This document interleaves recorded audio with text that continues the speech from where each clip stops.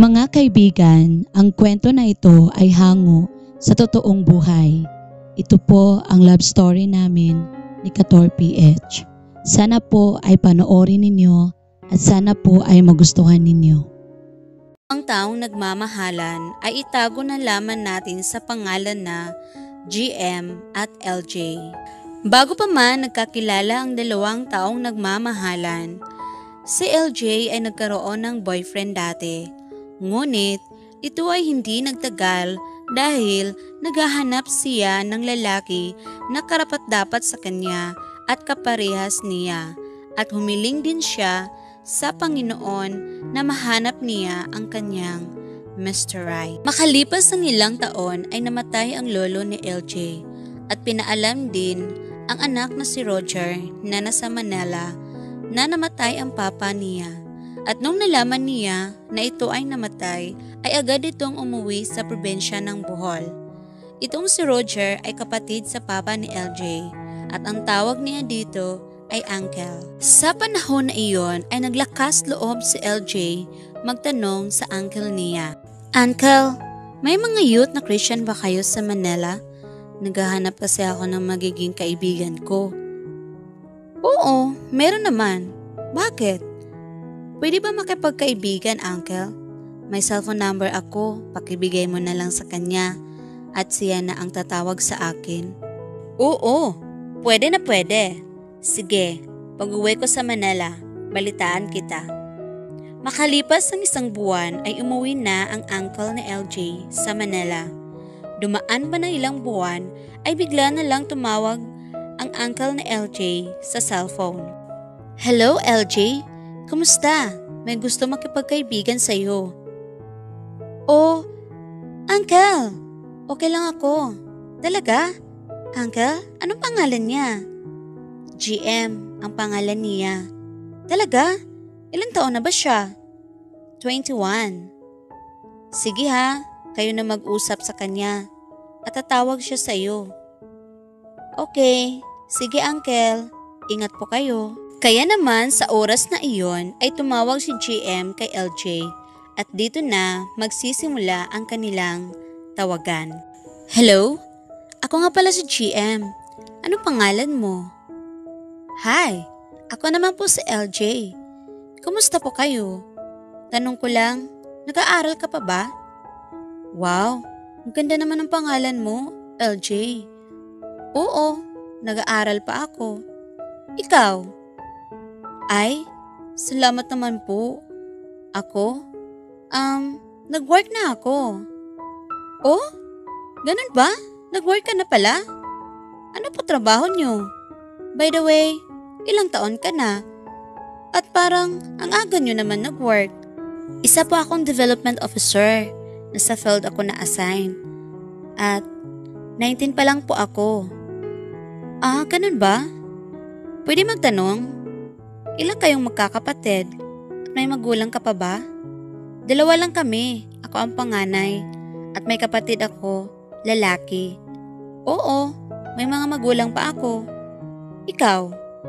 Same pala tayo. Panganay din ako. At may kapatid ako, lalaki. At may mga magulang pa. Ah, same pala tayong panganay. Tanong ko lang, kailan naman birthday mo? Ako? Sa February 28, 1988. Ikaw? Ako naman, April 17, 1990. Noong mga oras na iyon ay masaya na nagkukwentuhan ang dalawa sa cellphone at simula noon ay palagi na tumatawag ang lalaki kay LJ. Ni halos araw-araw itong tumatawag sa kanya hanggang sa nahulog ang loob ng dalawa at naisipan ng lalaki na tanungin ang babae at ito ay tumawag muli sa cellphone. Hi LJ, may tatanong sana ako sa iyo. Sana ay hindi mo ito mamasamain. Okay, sige. Ano po iyon? May boyfriend ka na ba? Pwede ba kitang ligawan? Boyfriend? Meron. Kaso, hindi naman ganda ang relasyon namin. Ganun ba? Bakit naman? Basta, mahabang kwento eh. Ganun ba? Okay lang ba sa'yo manligaw kahit may boyfriend ka? Kahit sa cellphone lang kita ligawan? Ano? Naku, ayaw ko pa naman ng ganyan. Gusto ko kasi isahan lang nga boyfriend. Hindi dalawahan. Hahaha. If gusto ka, saka na lang paghiwalay na kami. Kasi yung boyfriend ko, malaki na ang pagbabago. At hindi ko na gusto ang ugali niya. Okay, sige. LJ, magantay ako sa iyo ha. Noong panahon na iyon, ay nag-antay si GM kay LJ kung kailan siya nito sasagutin. Kahit na meron itong boyfriend. Lumipas ang ilang buwan, ay hiwalay na ngang tuluyan si LJ sa boyfriend niya. At nagkataon din na tumawag muli si GM kay LJ para kamustahin. Hi, LJ. Kamusta? Ano na? Ano na balita? Ang alin ba? Naalala ko na yung sinabi mo dati. Oo. Ano? Sasagutin mo na ba ako? Sige na nga. Oo na, sasagutin na kita. Pero, sa isang kondisyon. Kung seryoso ka, ay magpakita ka sa akin sa personal at suyuin mo ako ulit. Yes! Sinagot mo na ako? Oo, seryoso ako sa'yo. Sige ba, gagawin ko yan dahil nararamdaman ko na ikaw ang babae na para sa akin. Noong panahon na iyon ay sinagot na si GM ni LJ at sobrang sayang-saya niya. Sa wakas, may girlfriend na siya. Ito kasi si GM ay since birth ay hindi pa naranasan na magka-girlfriend. Kaya itong babae na nagpapatibok sa puso niya ay hindi na niya ito bibitawan. Gagawin ko ang lahat para may pakita ko sa kanya na totoo ang pag-ibig ko na nadarama. Ngayon ko lang ito naramdaman sa buong buhay ko. Iba talaga pag dumating na ang nakatadhana sa'yo. Kaya naman, nakapag-desisyon si GM na bisitahin ang babaeng mahal niya sa probinsya ng Bohol. Itong si GM kasi ay laking Maynila. Ngunit, ito ay pinanganak sa Bohol at matagal na ding panahon na hindi ito nakapagbakasyon ng Bohol. Kaya naman, naisipan niya na magbakasyon sa probinsya at bibisitahin niya ang girlfriend niya at ipagtapat na niya ang tunay na nararamdaman. Hello, LJ? Uuwi ako ng Bohol para makita kita sa personal. Sa darating na buwan, uuwi na ako. Hi, GM. Oh, really? Uuwi ka na? Talaga? Wow naman, nakaka-excite. Dumating na ang takdang araw na uuwi na si GM sa kanilang probinsya at excited na siya makita ang girlfriend. Dumating na nga si GM sa probinsya niya sa Ubay, Bohol at agad niyang tinawagan sa cellphone si LJ na nasa Bohol na siya. LJ, nandito na ako. Puntahan na kita dyan sa inyo. Di na ako mapakali na makita ka. Wow, talaga? Nandito ka na? Sige ha, magantay ako. Mag-ingat ka. Nakarating na nga si GM sa bahay ni LJ at abangan natin kung ano man ang maging reaksyon nilang dalawa at ito ang unang pagkikita nila sa personal. Nakarating na nga si GM sa bahay ng dalaga at dito natin matutunghayan ang kanilang unang pagkikita. Magandang umaga po. Ito po ba ang bahay ni LJ? Oo, iho. Ito nga. Ano pong kailangan nila? Ako nga pala si GM. Nandito po ako para bisitahin ang anak nyo. Galing pa ako ng Manila. Ako po ang boyfriend niya. Ganun ba? Pasok ka iho. Mag-antay lang po kayo, saglit. Tawagin ko lang anak ko. LJ, Nandito si GM, boyfriend mo. Sige ma, bababa na ako. Hi, ikaw ba yan LJ? Ako nga. Grabe ang tangkad mo naman. Tama lang, nahihiya ako. Ang ganda mo pala sa personal. Naku, huwag kang mahiya.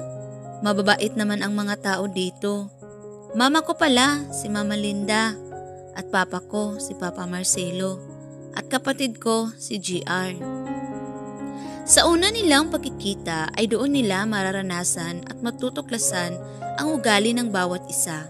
Masaya silang kumakain ng hapunan habang kinikilala ang bawat membro ng pamilya.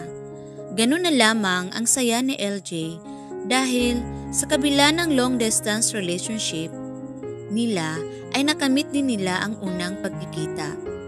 Kahit sa maikling panahon, nagawa pa rin nilang magbanding. Pumunta sila ng Chocolate Hills at Hanging Bridge. Matapos ang ilang araw na bakasyon sa Bohol, napagdesisyon na ni GM na bumalik na ng Maynila dahil sa kanyang pag-aaral at simula na ng klase niya sa kolehiyo. Masakit sa kanilang dalawa na ilang araw pa lang nagkita at ito ay magkalayo na naman. LJ, pasensya ka na, pero kailangan ko munang tapusin ang aking pag-aaral sa Manila para sa kinabukasan natin. Mahal na mahal kita. Alam mo ba, na love at first sight ako sa'yo. Isipin mo lang na parati kang nasa puso ko. Malalampasan din natin ito. Salamat GM. Sa maikling panahon, nagkasama tayo. Asahan mo, antayin kita rito sa iyong pagbabalik. Ilang buwan na rin ang lumipas, bagamat patuloy pa rin ang kanilang komunikasyon. Ngunit, hindi talaga maiwasan na may mga pagsubok na dumating sa kanilang buhay. May panahon na nga, hindi na sila nag-uusap sa cellphone at abala sa bawat isa sa buhay. At may isang pagkakataon na muntik na rin silang magkahiwalay dahil sa mga bagay na hindi pagkakaintindihan dahil nga malayo sila sa isa't isa. Kahit pa man sa mga pagsubok na dumating sa kanilang buhay, ito ay kanilang nalampasan. Makalipas ng 2 taon ay nakapagtapos na nga ng pag-aaral si GM at nakahanap na din siya ng trabaho sa Manila. Naisipan na naman ni GM na magbakasyon ulit sa Bohol dahil miss na niya ang babaeng mahal na mahal niya. Sa puntong iyon ay tumawag siya kay LJ para ibalita niya na uuwi siya sa darating na Sabado. Hello LJ, my love. Kumusta ka? Miss na kita. Love, may good news ako sa'yo. Hi, GM, my love. Okay lang ako. Miss na miss din kita. Talaga? May good news ka? Ano yan? Hulaan mo. Ano nga? Magbakasyon ako ulit dyan sa Bohol. Sa darating na Sabado, ang flight ko. Nakapag-file na ako ng leave sa trabaho ko. Really? Wow naman. Ang saya ko. Makikita na naman kita ulit. Masayang masaya si LJ dahil makikita na naman niya ang boyfriend. Mahirap talaga ang relasyon na long distance dahil sa panahon na kailangan mo siya ay wala siya.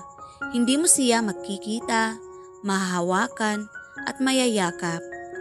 Lalo na sa ating mga babae, kailangan natin na may mag-comfort sa atin.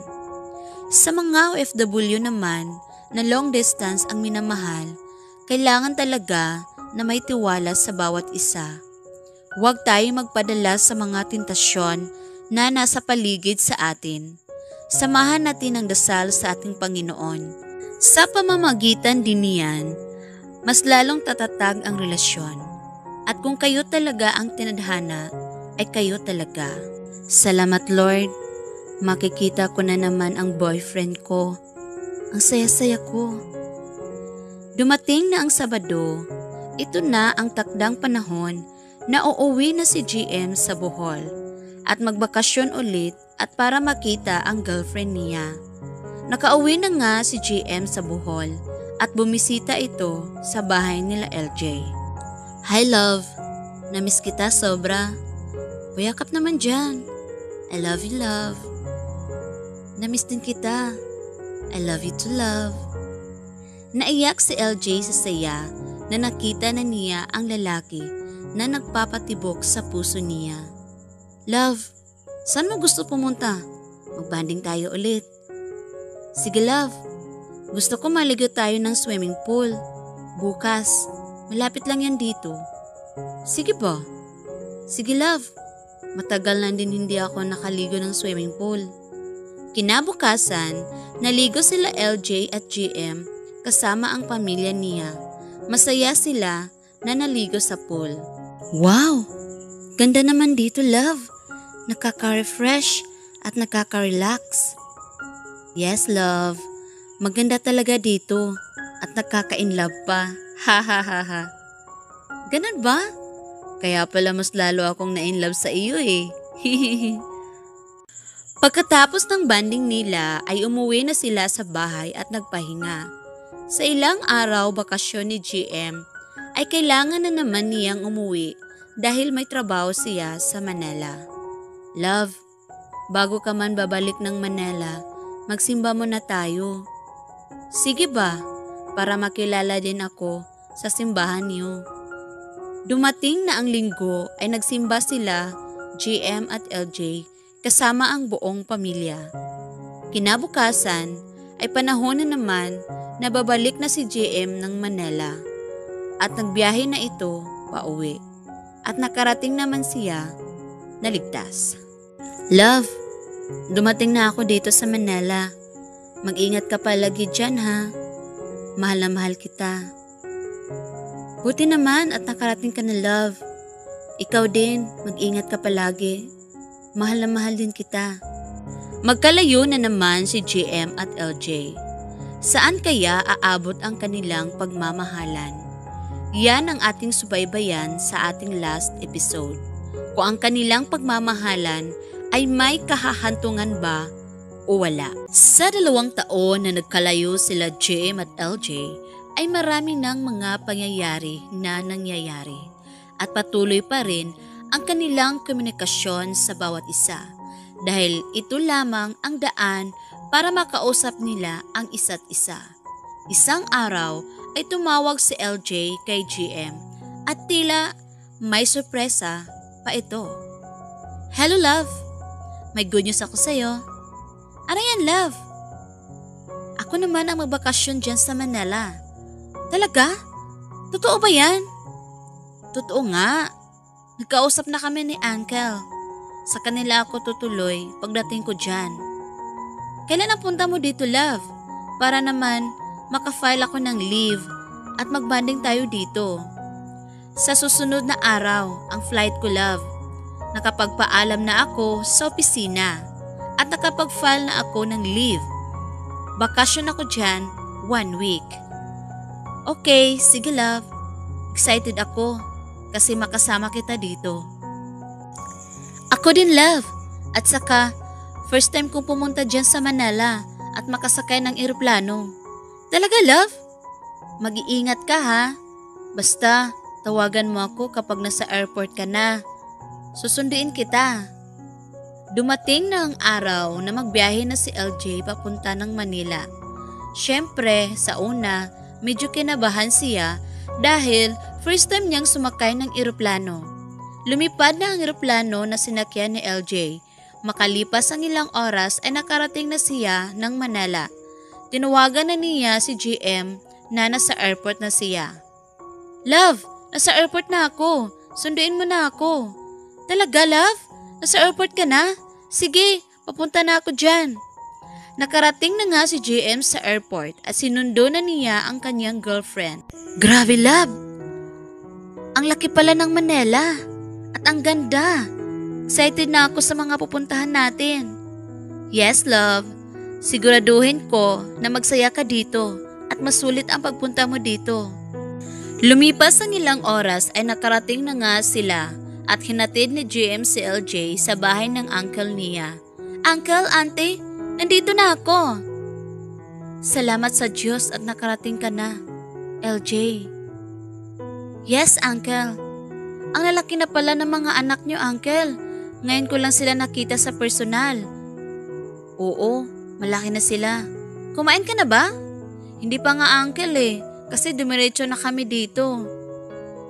Kain ka muna, ipaghanda kita. Sige, uncle. Salamat. Habang kumain si LJ ay masaya silang nagkukwentuhan. Kinabukasan ay nagbanding sila GM at LJ.